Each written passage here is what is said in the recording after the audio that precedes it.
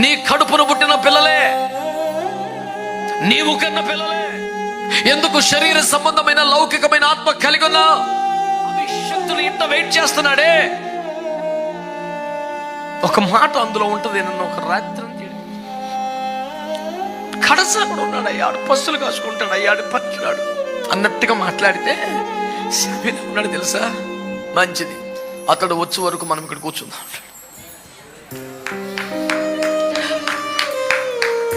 ఎంత గొప్ప దేవుడు! కన్న తండ్రి చేతనే రిజెక్ట్ లిస్ట్ లో పెట్టమన్న ఒకటి కోసం పరమ తండ్రి వెయిట్ చేస్తున్నాడు.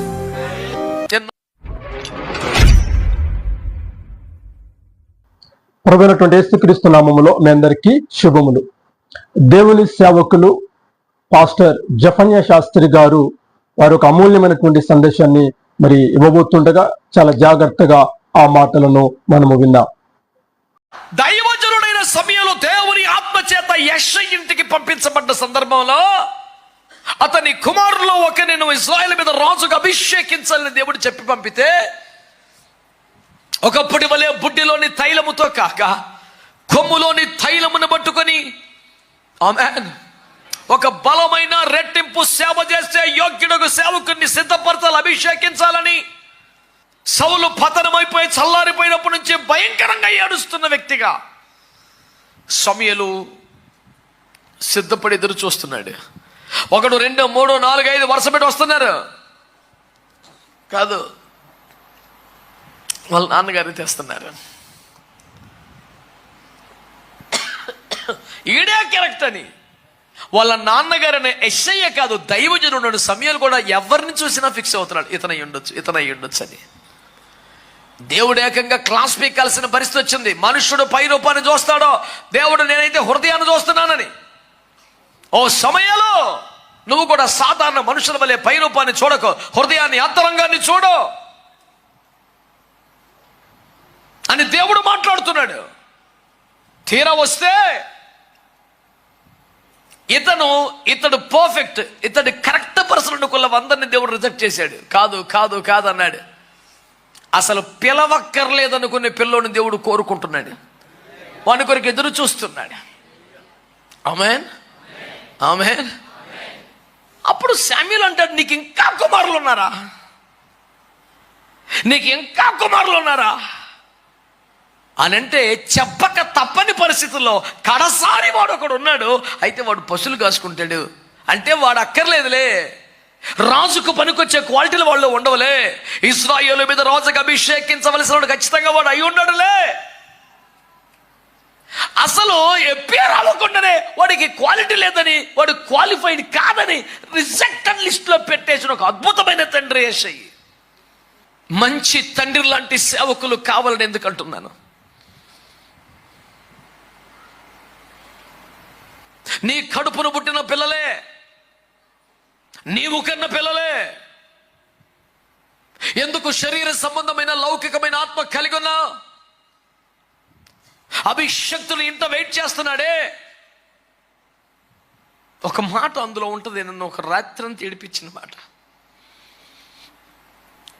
కడసాకుడు ఉన్నాడు, అయ్యాడు పస్తులు కాసుకుంటాడు, అయ్యాడు పనికిరాడు అన్నట్టుగా మాట్లాడితే సమూయేలు ఉన్నాడు తెలుసా, మంచిది అతడు వచ్చే వరకు మనం ఇక్కడ కూర్చుందాం.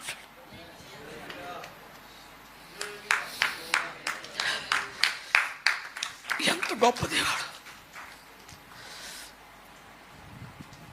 కన్న తండ్రి చేతనే రిజెక్ట్ లిస్ట్ లో పెట్టమన్న ఒకటి కోసం పరమ తండ్రి వెయిట్ చేస్తున్నాడు. నేను నమ్ముతున్నాను, దైవజనుడిగా ప్రవచిస్తున్నాను, కొన్ని ప్రాంతాల్లో ఉజ్జీవం, కొన్ని సంఘాల్లో ఉజ్జీవం దేవుని ఏర్పాట్లో ఉన్న వ్యక్తి కొరకు వెయిట్ చేయబడుతుంది. బహుశా అది నీవై ఉండొచ్చు. ఒకవేళ అది నీ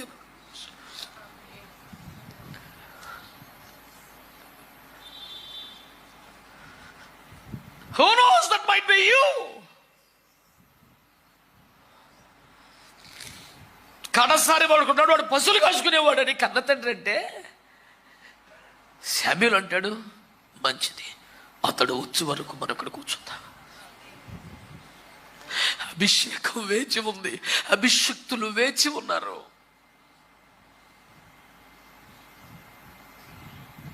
heavy weight anointing is waiting for David, a cowboy. ఇప్పుడు నీవున్న పరిస్థితి, ఇప్పుడు నీకున్న స్థానం, నీ ఆత్మీయ స్థితిగతులతో సంబంధం లేదు. దేవుని ఏర్పాటు, దేవుని ప్రణాళికలు నీవు ఉంటే దేవుడు ఆ రేంజ్కి నుండి తీసుకొస్తాడు. నా బాధ ఏంటంటే తన కుమారులో ఎవరు ఎంపిక చేయబడ్డారో, ఎవరు ఏర్పాట్లో ఉన్నారో అనే అంత ప్రత్యక్షత లేకపోతే కనీసం అందరినీ సమానంగా చూసే ప్రేమగా ఉండాలి కదా. ఎవరి మీద దేవుని ఏర్పాటు ఉందో, దేవుని హస్తం ఉందో చూడగలిగే స్థాయి నీకు లేదు. కనీసం అందరినీ సమానంగా ప్రేమించే మనసునే ఉండాలి కదా. పోన్లే ఆయన కూడా తీసుకొచ్చి నుంచో పెడతాం, ఒకళ్ళు దగ్గర చేయి పెడతాడేమో, బాగుపడతాడేమో అనిపించాలి కదా నీకు. అరే నీకే అనిపించకపోతే ఎవరికి అనిపించుద్ది. అందుకని అంటున్నాను, ఒక మంచి తండ్రి లాంటి మనసున్న సేవకులు కావాలి. పిల్లల్లో అభిషేకం తీసుకురావాలి, పిల్లలకు అభిషేక హస్తకెందుకు తేవాలి, పిల్లల మీదకి ఎలాగైనా కొమ్ములోని తైలం వచ్చేలా చూడాలి. నా బిడ్డలు నింపబడాలి, నా బిడ్డలు కృప పొందాలి, నా బిడ్డలు బలపరచబడాలి. ఏమో దేవుని ఏర్పాటు ఏమైనా ఉంటే వాళ్ళకి ఏమైనా అద్భుతమైన అభిషేకం వస్తుందేమో అని తన పిల్లల కొరకు తాపత్రయపడుతున్న తండ్రి లేకపోతే ఎలా మరి? నన్ను రోజు రోజు రోజు రోజు హెచ్చరించే, గద్దించే, రేపే పురికొలిపో ఒక మాట చెప్పనా? ఇప్పటికి చెప్పున్నాను గతంలో. తండ్రులే పిల్లల కొరకు ఆస్తిని సమకూర్చాలి, పిల్లలు తండ్రుల కొరకు కాదు. I'm very sorry to say, కానీ చెప్పాల్సి వస్తుంది. ఒక మంచి తండ్రి మనసున్న సేవకులు కావాలి. హల్లెలూయా, హల్లెలూయా. ప్రసంగం చెప్పకపోయినా పర్వాలేదని అంటలేదు, ప్రసంగం మాత్రమే చేస్తే చాలదని మాత్రం ఖచ్చితంగా అంటాను నేను. ఈ సత్యం ఈ కడవరి కాలపు క్రైస్తవ్యానికి తెలియాలి. అరే కన్న తండ్రివి కదా. కొడుకులందరూ వచ్చారు, దైవజనుడికి ఇంకొకడు ఉండిపోయాడు. అయ్యా ఇక అడవిలో ఉన్నాడు. సమయాలు వెళ్ళిపోతుంటే కాళ్ళ మీద పడిపోయి, ఒక్క అరగంట ఉండయ్యా ఆని కూడా రప్పిస్తాను, పోనాడు రాజవుపోతావు పోయాడు, మిచ్చని ప్రార్థన చేసి వెళ్ళయ్యా అనాలి కదండి తండ్రి అన్నవాడు.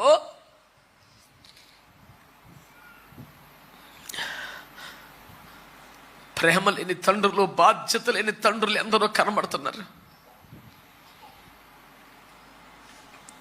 తండ్రి ఎలా ఉండాలి చెప్పనా? ప్రేమ గలవాడిగా, బాధ్యత గలవాడిగా మాత్రమే కాదు, ఎవడి మీద దేవుని ఏర్పడుతుందో చూసే స్థాయి.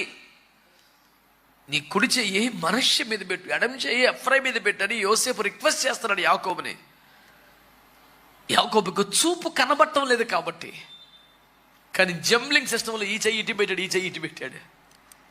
నాన్న అది కాదు నాన్న అంటే, నాకు తెలియను, మై సన్ ఐ నో. ఒక సింహగర్జన లాంటి స్వరం నాకు తెలుసు.